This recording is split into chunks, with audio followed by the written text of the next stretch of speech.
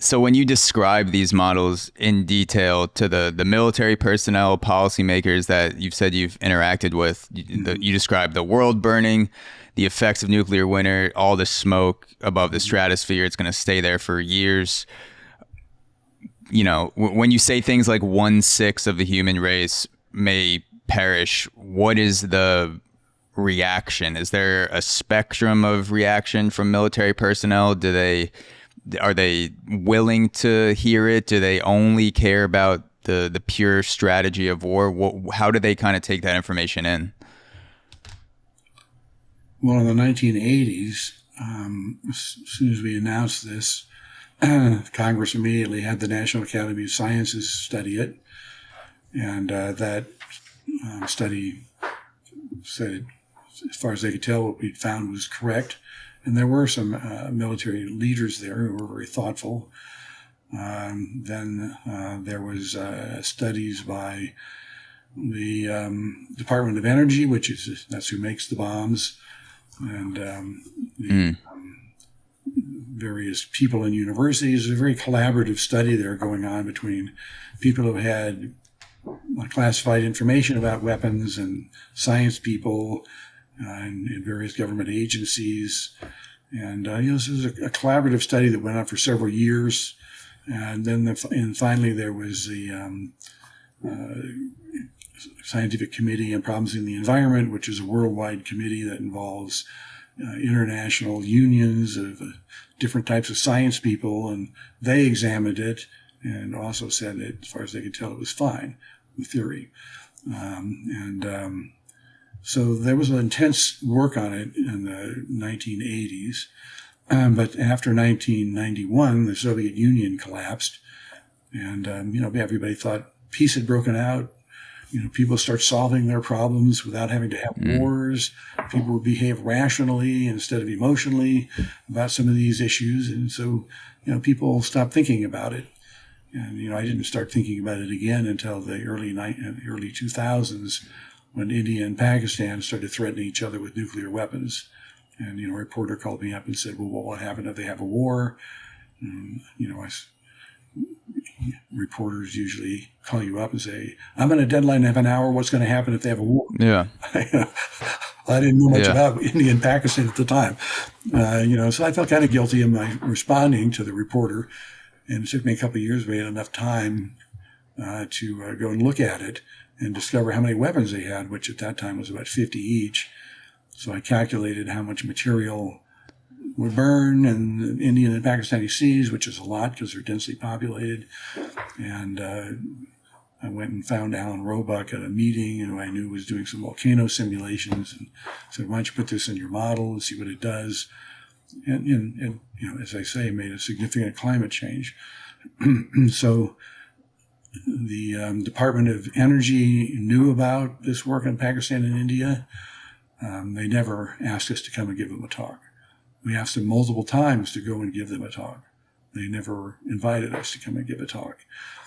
So there was no interest within the military. What was the change from the 1980s all the way to the 90s, 2000s? Because it seems like the military personnel, world leaders were much more receptive to taking caution and hearing what scientists had to say with nuclear policy, at least. But what was that blockage that built up? What was the chink in the chain with communication? Well, I think that's part of a change in society in general. In the 1980s, if there was some science problem that arose, for example, the ozone hole problem arose at about the same time as nuclear winter.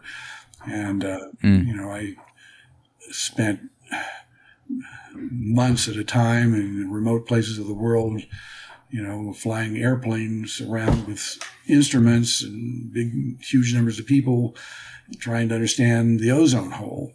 So society responded almost instantly to that and to look into it. I had probably thousands of scientists worked on the ozone hole. But with a nuclear war, there were never very many people that worked on it. The government wouldn't fund anybody to work on it. There's people didn't want to work on it because they were afraid of the military. So most scientists don't want to work on this problem because they're afraid of the military. There's a huge. What is that fear? What are they afraid the military is going to do? They're going to manipulate the data or something, or where does that fear come from? Well, I think the fear, from this point of view of an individual scientist, I mostly work with graduate students. I have to pay for the graduate students. Lots of graduate students go to grad school and I think, the university's giving me money, to study whatever I'm studying, and isn't that nice? Well, that's just not what's happening. The university doesn't give them any money. The faculty have to go out and get money from the federal government to do research. And there's no money to study nuclear wars. There's no agency, the federal government, that supports any research on nuclear conflict.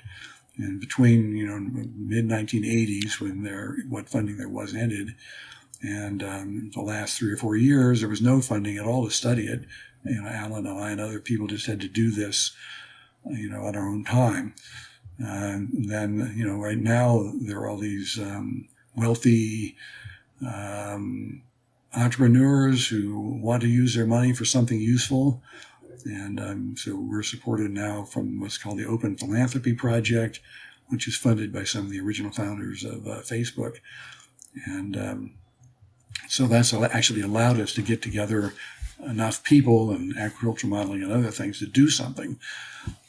So it seems like such a huge lapse for the government to be highly interested in building nuclear weapons and developing defense systems for nuclear weapons, and even getting into other ways to power the country with nuclear, and to not have a dedicated program within the government where you're pumping in millions, even billions of dollars to study the effects of nuclear, something like nuclear winter, or what's the best policy when it comes to reducing the amount of nuclear weapons, best defense systems, things like that. Even if you were for keeping the levels of nuclear weapons where they're at now, it seems like it would be in your best interest to know what it's going to do to the planet and know how to properly defend yourself if there is a way to do so. It just doesn't make sense to have this as a huge outlet and not study it. That's correct, but a lot of the stuff in the government doesn't make much sense.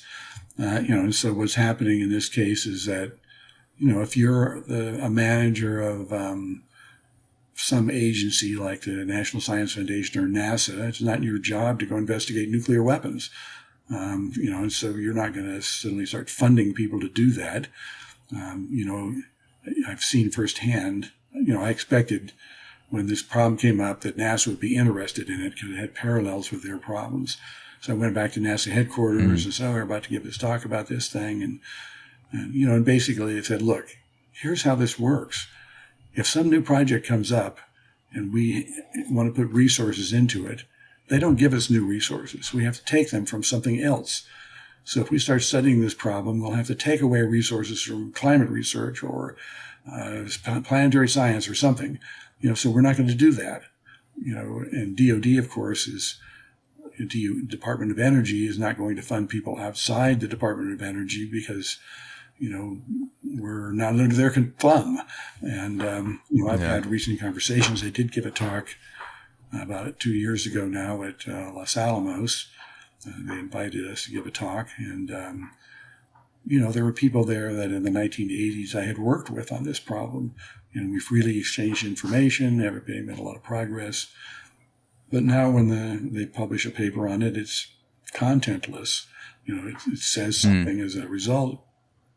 But you can't tell what exactly they did or what model they used. They classified it all. So I think, there's a sort of high level of concern in those agencies for security. And so they will no longer communicate, or at least that's what they're using for an excuse. So there's issues like that. And, I think to some extent, this isn't something they want to hear about.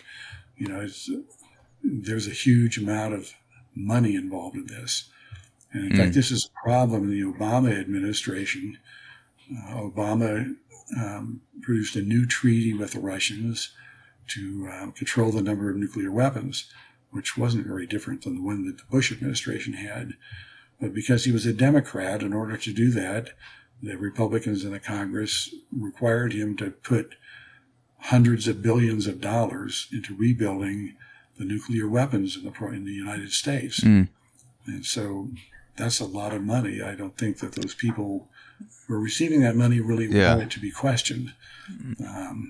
And for example, we've asked the National Academy of Sciences in the United States many times to do a study of this. They've never agreed to do it. They're funded by Congress, and they were started by the Lincoln administration, the Civil War, to provide advice to the government. So the government has to tell them what to study, sort of.